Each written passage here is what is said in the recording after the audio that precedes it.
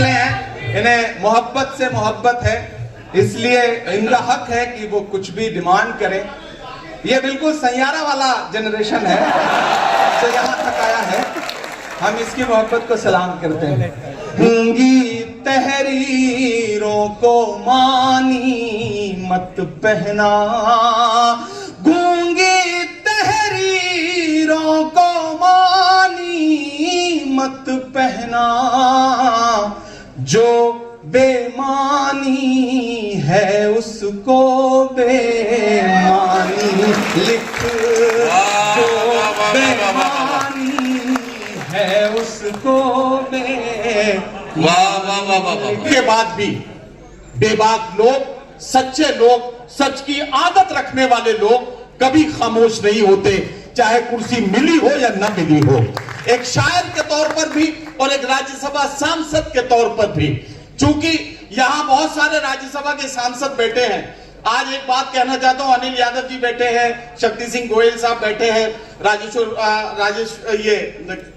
अखिलेश प्रसाद सिंह साहब बैठे हैं, ये जो तमाम लोग मोअज़्ज़िज़ लोग बैठे हैं, इनकी मौजूदगी में ये कहना चाहता हूं कि अभी तक इमरान प्रतापगढ़ी उधर बैठे हैं। जाहिर है कि आपकी टीम का हक इस वक्त ज्यादा है, थोड़ी देर के लिए हमें उधार दे दीजिए। हम अपना पुराना इमरान प्रतापगढ़ी, शायर इमरान प्रतापगढ़ी आपसे थोड़ी देर के लिए लेना चाहते हैं, ताकि हम देखें कि ऐवाने सियासत में जाने के बाद हमारे इमरान प्रतापगढ़ी का लहजा और ज्यादा तेज हुआ है और ज्यादा पैना हुआ है, या फिर लहजा वैसा ही है जैसा हमने राज्यसभा में भेजने से पहले देखा था। माफ कीजिए, ऑल इंडिया कांग्रेस कमेटी के माइनॉरिटीज डिपार्टमेंट के नेशनल चेयरमैन, राज्यसभा सांसद, दुनिया भर में अपने लहजे से पहचाना जाने वाला एक ऐसा महबूब तरीन शायर जिसकी सबसे ज्यादा फैन फॉलोइंग पूरे हिंदुस्तान और पूरी दुनिया में है। पूरी दुनिया में इमरान प्रतापगढ़ी से ज्यादा चाहने वाले किसी शायर को अभी तक हासिल नहीं है। ये इमरान प्रतापगढ़ी का एक एजाज है। मैं चाहता हूं इधर के लोग, उधर के लोग, इधर के लोग, अलग अलग किसका नाम लूं, सारे लोग जितने भी हैं तालियों की गूंज अपने हाथों को हवाओं में लहराते हुए एक बार मेरे साथ शामिल करें। मैं इस मुशायरे के मेहमान इम्तियाज जिनका यौम पैदाइश हम मना रहे हैं, आप सबके दिलों की धड़कन मेरे भाई जनाब इमरान प्रतापगढ़ी माइक पर।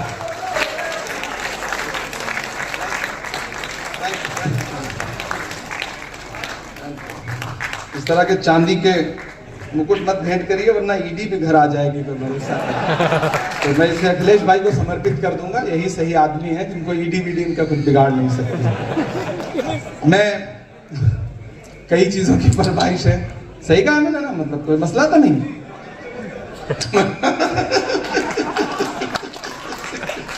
कि झुलस रही है आग में दुनिया पानी लिख। वाह वाह वाह वाह वाह वाह वाह वाह। थोड़ी देर आप रंग में आ जाएं। अब तक मुशायरा सुनाया, थोड़ी सी कोशिश करता हूँ हल्की फुल्की शायरी भी जो मेरी हैसियत है वो सुना सकूं आपको। कि झुलस रही है क्या कहना, आग में दुनिया पानी लिख। हम कलमकारों के नाम। कि झुलस रही है आग में दुनिया पानी लिख। झुलस रही है आग में दुनिया पानी लिख। झुलस रही है आग में दुनिया पानी लिख। मुश्किल के माथे पर भी आसानी लिख। मुश्किल के माथे पर भी आसानी लिख।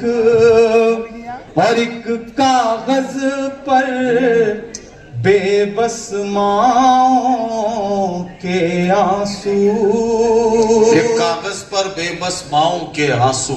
दुनिया में एक मुल्क है और उस मुल्क की तस्वीरें आपकी आंखों के सामने है। मैं ये शेर पढ़ रहा हूं कि एक कागज पर बेबस माओ के आंसू। एक कागज पर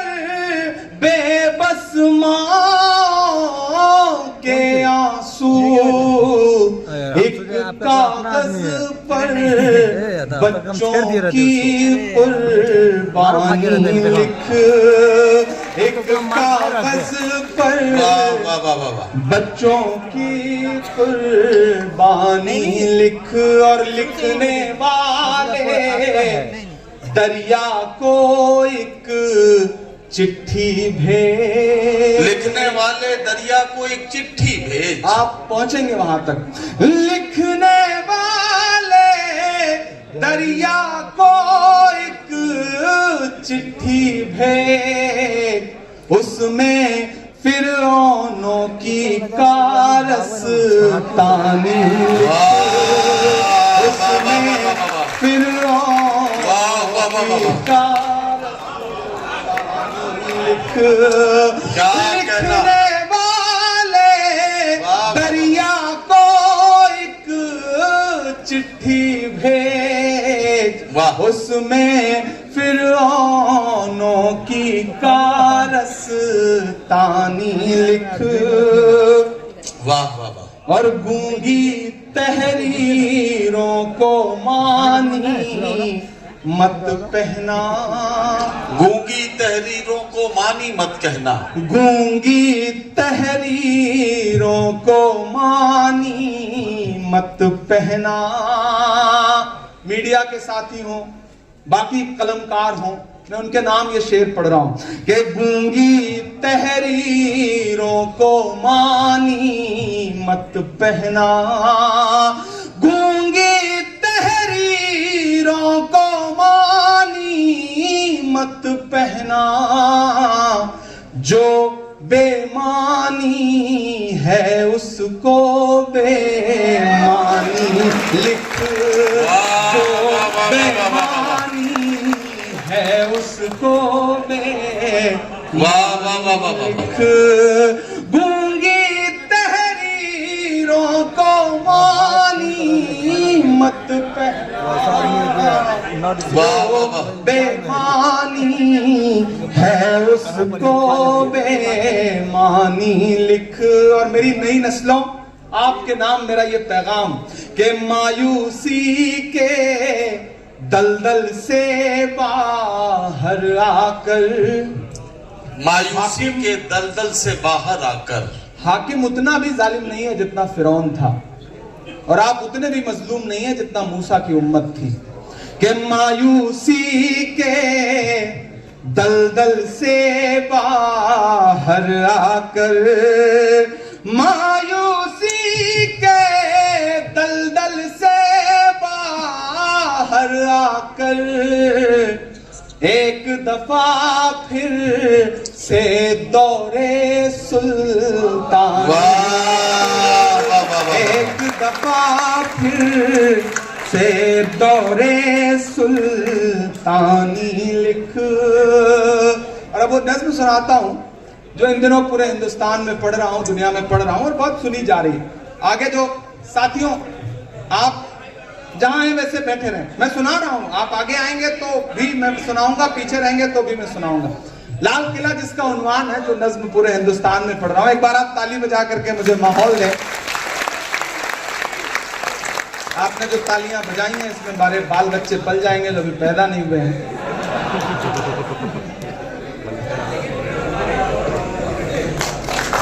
शुक्रिया। बिहार का आदमी कितना समझदार होता है। ये बिहार से हैं ताबिश भाई, और इनको पता है कि विजुअल कहां से आएगा, फोटो कहां से आएगी। बिहार का आदमी वाकई बहुत समझदार होता है। वो अखिलेश भाई, बिहार का एक आदमी जो है ना, वो पटना से ट्रेन में चढ़ने के लिए स्टेशन पे पहुंचा, ट्रेन निकलने वाली थी तो बेचारा टिकट नहीं ले पाया, तो आनंद फानन में ट्रेन में चढ़ गया। अब थोड़ा सा ट्रेन चली होगी कि पीछे से उसने देखा कि टीटी आ रहा है, उसने मुसल्ला बिछाया और नमाज की नीयत बांधी। अब उसने सोचा मैं जब तक नमाज खत्म करूंगा 2 रकात, तब तक जो है टीटी जो है वो निकल लेगा। लेकिन टीटी भी पटना का ही था। उसने समझ लिया मामला, वो भी बगल की सीट पे बैठ गया कि ठीक है भाई नमाज खत्म करो फिर बात करते हैं। अब उसकी नजर किनारे से उसने देखा कि टीटी साहब तो अलग नियत बांध के बैठ गए, ये तो जा ही नहीं रहे। उसने जैसे ही नमाज 2 रकात नमाज पूरी की, इधर टीटी बढ़ने वाला था, उसने सवाल पूछना चाहा, इतने में फिर वो खड़ा हुआ मुसल्ले पे कि मैं नियत करता हूं 2 रकात नमाज दिल्ली तक। क्या ही कर सकते हो? ये बिहार का आदमी है, ये काबू में आने वाला नहीं है, आप कुछ भी कर लो। और दिल्ली में बैठे हुए हाकिम को लगता है कि बिहार का आदमी काबू में आ जाएगा, तो गलतफहमी के शिकार है। बिहार तो वो बिहार है भैया कि जिसने डोनाल्ड ट्रंप का भी वोटर आईडी कार्ड बना दिया। ये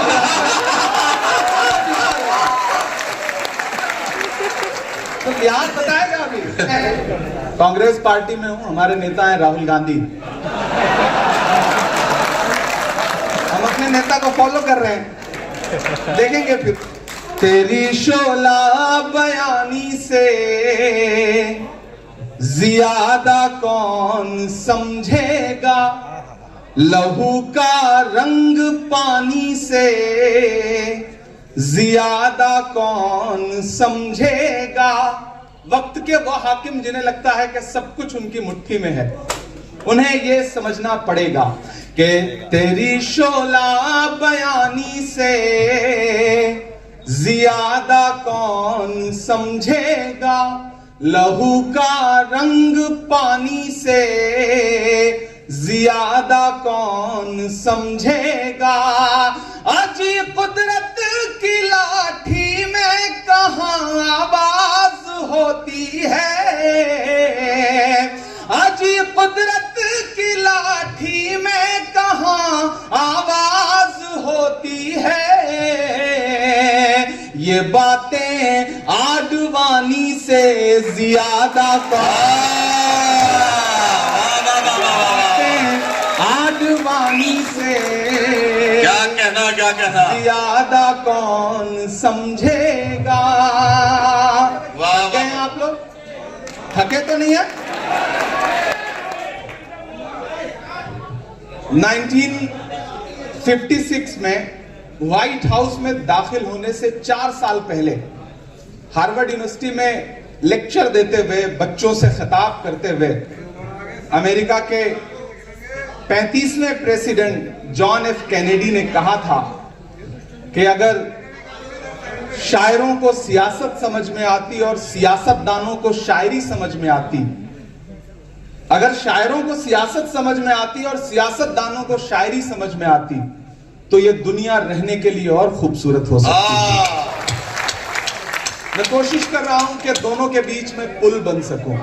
हमारे बड़े बुजुर्ग इकबाल अशर साहब, आजम शाकिरी साहब, हमारे बुजुर्ग नदीम फर्रुख साहब, कलीम समर साहब, मारूफ रायबरेलवी हमारे बहुत अच्छे दोस्त, और जिनका शेर मैंने पिछले दिनों पार्लियामेंट में कोट किया था, ऐसे हमारे साथी अमीर इमाम साहब, शाहिद करीम हमारा छोटा भाई, तबरेज हाशमी हमारा भाई। क्या हुआ? कुछ नहीं है, तो माइक तो पार्लियामेंट में बंद हो जाता है, तो यहाँ कौन सी हमें तो हर मौसम में सुनाने की आदत है। हिमांशी बाबरा और बहुत अच्छी कवियत्री, और इन दिनों बहुत सुनी जा रही हैं उर्दू मुशायरों में भी, हिंदी कवि सम्मेलनों में भी, मनिका दुबे जी, मेरे ख्याल है सारे शायर हो गए, कोई बचाते हैं। बिलाल सहारनपुरी, हाँ बिलाल भाई बहुत, अब जब तक बिलाल सदाएं नहीं देंगे तब तक सहर हो नहीं सकती है, तो उनकी सदाओं में अल्लाह ने बड़ी ताकत रखी है।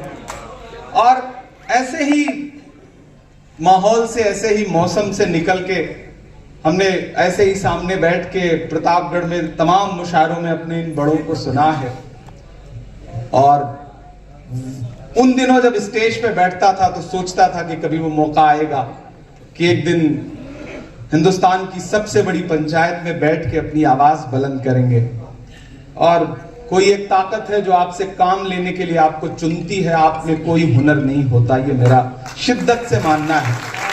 ऊपर वाले ने इंतखाब किया, चुना, मैं कोशिश कर रहा हूं कि मैं अपनी जिम्मेदारी निभाऊं।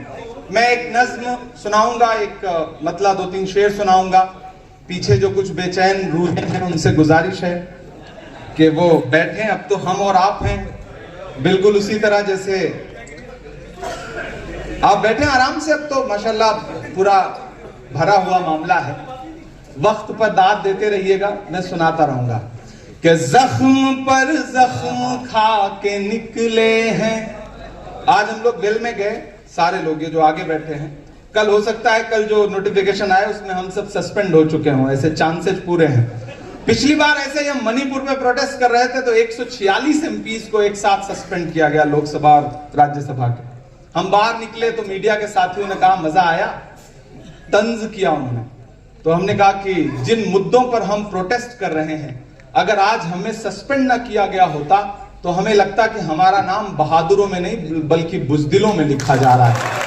हम अपना हक अदा कर रहे हैं, अपनी जिम्मेदारी निभा रहे हैं। वक्त के हाकिम की आंख से आंख मिला करके बोल रहे हैं, उनके कारिंदों की आंख से आंख मिला करके बोल रहे हैं।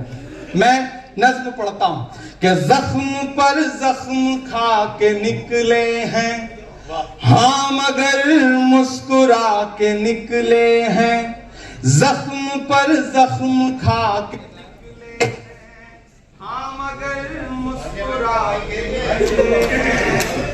जख्म पर जख्म खा के निकले हैं, हाँ मगर मुस्कुरा के निकले हैं।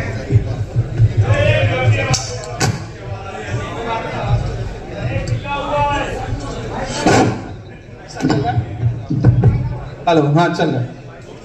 जख्म पर जख्म खा के निकले हैं, हाँ मगर मुस्कुरा के निकले हैं। सर झुकाने का हुक्म जब आया, अब तैयार रहिएगा यहां से वहां तक। सर झुकाने का हुक्म जब आया और भी सर उठा के निकले हैं। नारे हक लगा के निकले हैं, नारे हक लगा के निकले हैं। जख्म पे जख्म खा के निकले हैं, हाँ मगर मुस्कुरा के निकले हैं। सर झुकाने का हुक्म जब आया, क्या कहना, और भी सर उठा के निकले हैं। वाह वाह वाह, नारे हक लगा के निकले हैं कि जुल्म की रात से नहीं डरते, जुल्म की रात से नहीं डरते, सख्त हालात से नहीं डरते। तुमको तारीख ये बता देगी, तुमको तारीख ये बता देगी, हम किसी बात से नहीं डरते, हम किसी बात से नहीं डरते।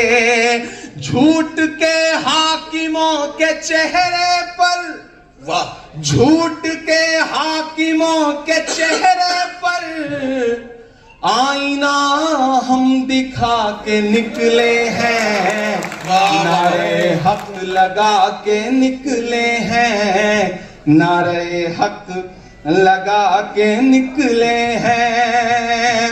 अखिलेश भाई बिहार से आते हैं। आज सुबह हम लोग पार्लियामेंट में जब बैठे थे और प्रोटेस्ट कर रहे थे, नारे लगा रहे थे, तब इन्होंने जो कहा मैंने उसे मिसरे में ढालने की कोशिश की कि हर सितम का जवाब आएगा,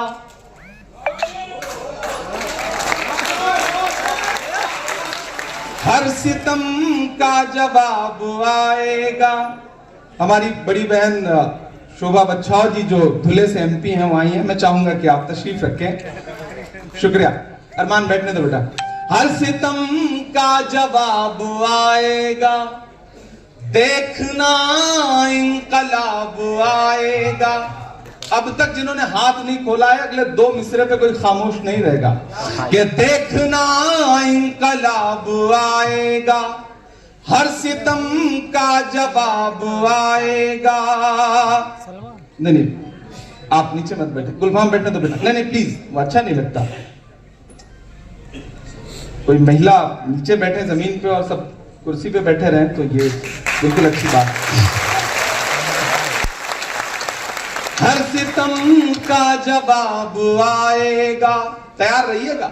अब तक आपने शायरी सुनी है, थोड़ी देर मुशायरा सुनिए कि हर सितम का जवाब आएगा, देखना इनकलाब आएगा।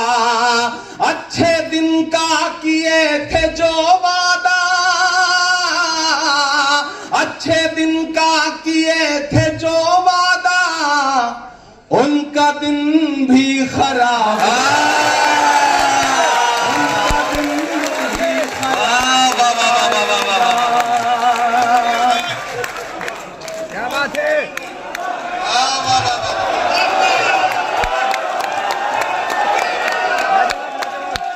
हर सितम का जवाब आएगा, देखना इनकलाब आएगा।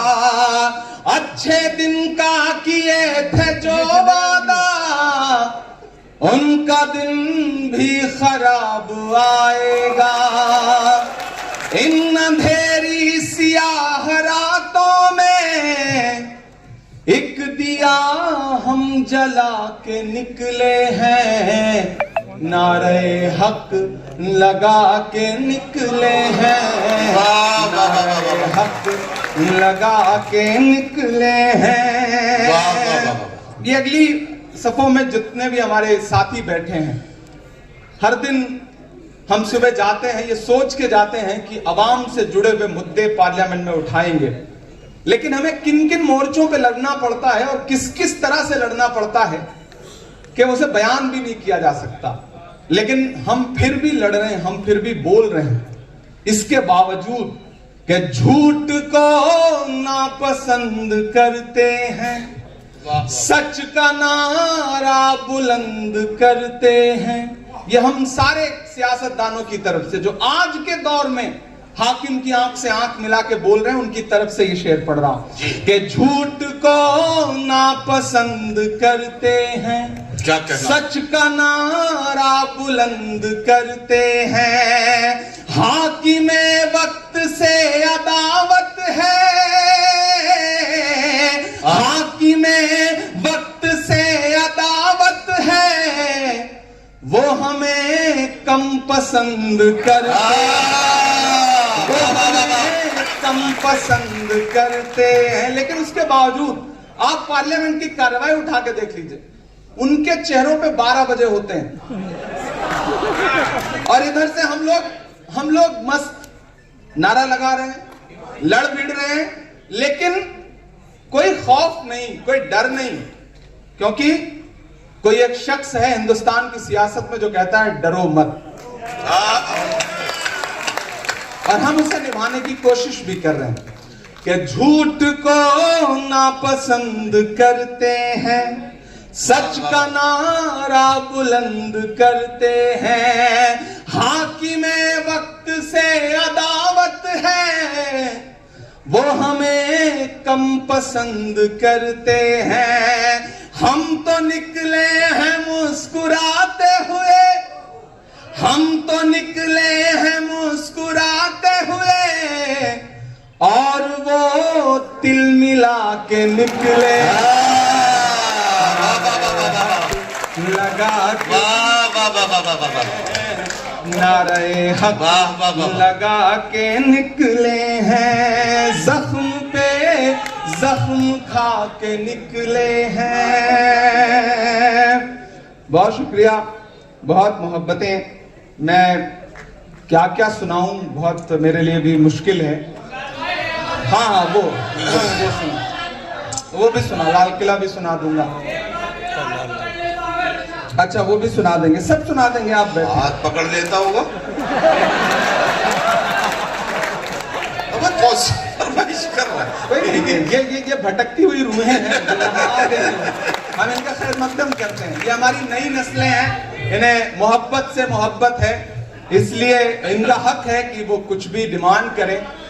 ये बिल्कुल सैयारा वाला जनरेशन है जो यहाँ तक आया है, हम इसकी मोहब्बत को सलाम करते हैं। ये किसने कह दिया तुमसे कि बस पंक्चर बनाते हैं। एक आवाज उठ के आई देश की एक बहुत बड़ी कुर्सी पर बैठे हुए शख्स ने एक पूरी नस्ल को ये कहते हुए ताना दिया, मन से बुरा कहा, पंचर बनाना जैसा। मैं नाम नहीं लूंगा, नहीं आप समझ जाएंगे कि मैं नरेंद्र मोदी जी की बात कर रहा हूं। मैं शायर हूं पहले, बाद में सियासतदान हूं। मैं उन्हें और कुछ कहता, उससे अच्छा मुझे लगा कि मैं उनके नाम एक शेर कर दूं कि ये किसने कह दिया तुमसे कि बस पंक्चर बनाते हैं।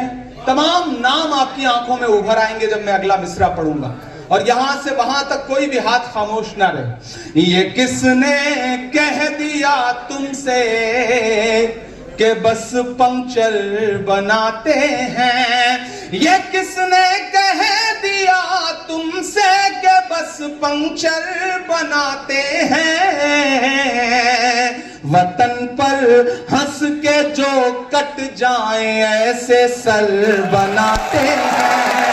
वतन पर हंस के जो कट जाए ऐसे सर बनाते हैं। मैं फिर से पढ़ता हूं शेर को।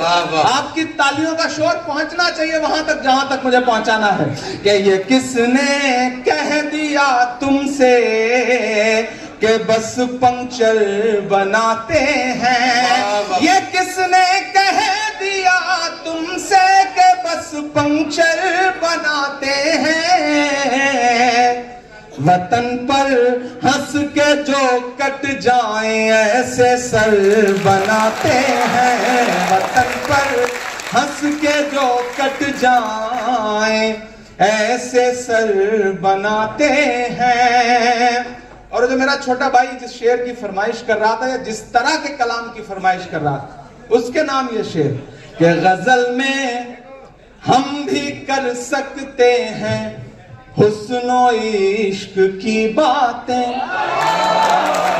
गजल में हम भी कर सकते हैं हुस्नो इश्क की बातें। गजल में हम भी कर सकते हैं हुस्नो इश्क की बातें, मगर हालात हमको मोम से पत्थर बनाते हैं। हालात हमको से पत्थर बनाते हैं।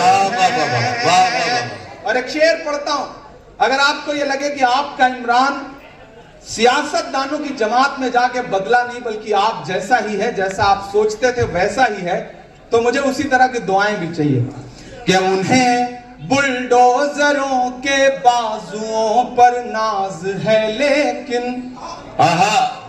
उन्हें बुलडोजरों के बाजुओं पर नाज है लेकिन उन्हें बुलडोजरों के बाजुओं पर नाज है लेकिन हमारा फर्ज है हम बेघरों के घर बनाए। हमारा फर्ज है हम बेघरों के घर फर्ज है हम बेघरों के घर बनाते हैं। उन्हें बुलडोजरों के बाजुओं पर नाज है लेकिन क्या कहना। तो एक नारा है ना कि नफरत के बाजार में मोहब्बत की दुकान खोल रहा हूं, वही शेर में उभर आएगा। उन्हें बुलडोजरों के बाजुओं पर नाज है लेकिन हमारा फर्ज है हम बेघरों के घर बनाते हैं। और एक शेर, शक्ति भाई गुजरात से आते हैं, शेर सुनिएगा कि अजब है कैनवस उनका, अजब उनकी कलाकारी। अजब है कैनवस उनका, अजब उनकी कलाकारी। इतनी दाद दीजिएगा कि शक्ति भाई जब फ्राइडे को पार्लियामेंट बंद हो और ये गुजरात जाएं तो लेकर जाएं शेर को कि अजब है कैनवस उनका, अजब उनकी कलाकारी। आप पहुंच जाएंगे, इशारे में कह रहा हूं। अजब है कैनवस उनका, अजब उनकी कलाकारी। वो जो मंजर बनाते हैं लहू में तर बनाते हैं, वो जो मंजर बनाते हैं लहू में तर बनाते हैं। ये किसने कह दिया तुमसे कि बस पंक्चर बनाते हैं, ये किसने कह दिया तुमसे कि बस पंक्चर बनाते हैं। दोस्तों मैं बहुत अपने साथियों को मना कर रहा था कि ऐसी कोई शाम मत जुटाओ, क्योंकि ये पूरा जो हफ्ता है वो 1 घंटा 1.5 घंटा 2-2 घंटे नारे लगाते लगाते हालत खराब हो जाती है। लेकिन इन साथियों का इसरार था, अहमद का, शमीम का, वाहिद कुरैशी का, महमूद का, बाकी जो साथी हैं हमारे ख्वाजा बिलाल का, इन सारे लोगों का। और ये मौका भी ऐसा होता है कि जब वो पुराने दोस्त जिनके साथ गिल्ली डंडा भी खेला है और क्रिकेट भी खेला है वो भी आज आए हुए हैं, तो मैं कोशिश करता हूं कि उनके सामने पिटाई भी की है अब्बू ने, तो वो सारे मंजर मुझे याद भी रहते हैं। तो जब मैं उनसे मिलता हूं तो कोशिश करता हूं कि उनसे मिलूं, ताकि उनके सामने जब भी बैठूं तो अपनी हैसियत का एहसास रहे कि हम कहां से निकले और कहां चल के आए हैं। और आप सबसे भी गुजारिश है कि जिंदगी में कितना भी कामयाब हो जाइए, कामयाबी की चाहे जितनी बुलंदियां छू लीजिए, जो आपके साथ पुराने दोस्त जिन्होंने आपके साथ पढ़ाई की है, जिन्होंने आपके साथ खेला है, जिन्होंने आपके साथ आपके अब्बू के, आपके पिताजी के हाथों पिटने में आपका साथ दिया है, ऐसे दोस्तों को कभी छोड़िएगा मत, कभी उनसे भागिएगा मत। और जो आप जिन माहौल से निकल के आए हैं, जहां से आए हैं, उस पर कभी शर्मिंदा मत होइएगा। मैं गांव से आया हूं तो मुझे फख्र होता है, मैं किसी भी मीडिया चैनल पे बैठूं तो मैं बड़े फख्र से उनसे बताता हूं कि मैं साइकिल से 12 किलोमीटर पढ़ने जाता था, बड़ी मुश्किलों से पैसे जुटते थे, बड़ी मुश्किलों से दोस्तों के साथ जिंदगी ने कितने खूबसूरत लम्हे देखे हैं। और तब एक वक्त था अखिलेश भाई, मैं अक्सर आप सबसे ये बात कहता भी हूं, आप इस बात को खुद रिपीट करके सोचना कि जब जेब में पैसे नहीं होते थे तो किसी भी दुकान में जाने के बाद हर सामान अच्छा लगता था, हर सामान खरीद लेने का मन करता था। जब जेब पैसे से भर जाती है, मॉल में चले जाइए, पूरा मॉल घूम लीजिए, एक भी चीज पसंद आने में बड़ी मुश्किल होती है। तो कभी कभी लगता है कि पैसा आ जाने के बाद भी वो सब जो हमें खुश रखता था, जो हमें खुशियां मिलती थी, वो चीजें कहीं जो है वो बदल सी गई हैं। तो वो जो वक्त है उसकी अहमियत जरूर करिए। वक्त की अहमियत होती है, जो अखबार सुबह 5 रुपए का एक मिलता है, वो शाम होते होते 5 रुपए का 1 किलो मिलता है। तो वक्त की अहमियत जरूरी है। और दोस्तों, किसी ने कहा है कि शेर जब तक अपनी कहानियां खुद लिखना नहीं सीखेंगे, तब तक अपनी कहानियों में शिकारी खुद को महान बताते रहेंगे। इसलिए अपनी कहानियां खुद लिखने की कोशिशें करिए। आज इस मशारे में मुबारकबाद लेने से ज्यादा जरूरी था कि मैं अपने उन शायर दोस्तों की महफिल में जाके फिर से बैठूं, ताकि अपने उन पुराने दिनों को याद करूं जो बड़े खूबसूरत थे, जो बड़े प्यारे थे। मुझे 1-2 नज़्में और सुनाने का हुक्म है, मैं वो सुना दूंगा। पहले लाल किला सुनाने के लिए किसी ने कहा है, मैं वो सुना दूं। हाँ, वो भी सुना दूंगा। हाँ, वो पहले वो सुना देता हूं कि मैं खाक बशर नामियों मशहूर भी न था, शेरो सुखन का घर में तो दस्तूर भी न था। लोग मुझसे पूछते हैं, अब्बा शायर थे, दादा शायर थे? मैंने कहा नहीं भैया, खानदान में 7 पीढ़ियों तक कोई शायर नहीं था, और मैं कोशिश करूंगा कि आने वाली 7 पीढ़ियों तक भी कोई ना हो, क्योंकि मैं जिस दर्द से गुजरा हूं, मैं नहीं चाहता कि और कोई इस दर्द से गुजरे। और उधर शक्ति भाई, हमारे कुंवारा क्लब के जो नेशनल चेयरपर्सन है, वो कह रहे हैं कि ऐसे मंजर हमारे नहीं देंगे। ये आज सुबह जब खरगे जी और सारे लोग हम केक काट के दुआएं दे रहे थे, तो वहां भी खड़े होकर ये कह रहे थे कि आज के दिन हम दुआ करते हैं कि आप अकेले रहें। तो हमने कहा इसे आप दुआ मानते हैं, बहुत सारे लोग इसे बद्दुआ मान लेंगे, तो वो मुनासिब नहीं रहेगा। कि मैं खाक बशर नामियों मशहूर भी न था, शेरो सुखन का घर में तो दस्तूर भी न था। वाह वाह। जलता रहा चराग की मानिंद हर तरफ, जलता रहा चराग की मानिंद हर तरफ, बुझना मेरा खुदा को तो मंजूर भी न था।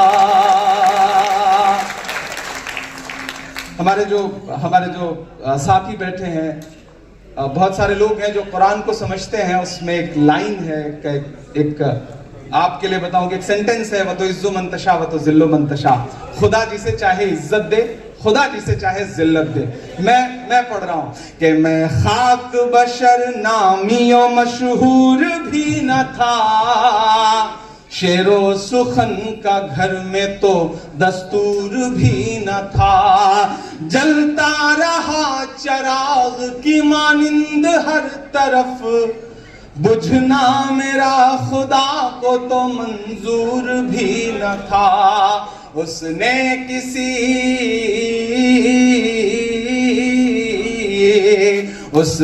किसी मकाम पे बुझने नहीं दिया।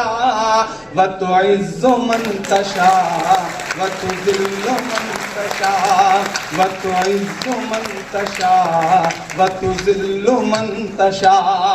मेरे मुखालिफीन भी समझे ये फलसफा, मेरे मुखालिफीन भी समझे ये फलसफा। वतो इज्जो मंतशा वतो जिल्लो मंतशा। के बागी मिजाज था तो सियासत खिलाफ थी, बागी मिजाज था तो सियासत खिलाफ थी। हाकिम खिलाफ थे तो हुकूमत खिलाफ। वाह वाह वाह वाह। अगली जो दो लाइनें वो आप सबकी जिंदगी की लाइनें हैं कि बागी मिजाज था तो हुकूमत खिलाफ थी, हाकिम खिलाफ थे तो सियासत खिलाफ थी। कश्ती भंवर में थी, कश्ती भंवर में थी, मेरी किस्मत खिलाफ थी। और उस पे ना खुदाओं की नीयत खिलाफ। वाह वाह वाह वाह वाह।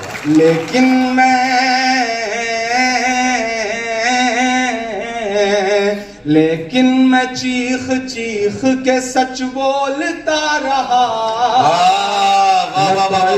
मंतशा वतो जिल्लो मंतशा। मेरे मुखालिफीन भी समझे ये फलसफा। वतो इज्जो मंतशा वतो जिल्लो।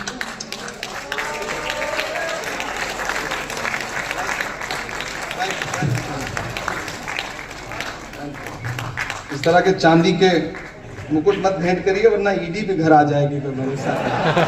तो मैं इसे अखिलेश भाई को समर्पित कर दूंगा। यही सही आदमी है जिनको ईडी वीडी इनका कुछ बिगाड़ नहीं सकती। मैं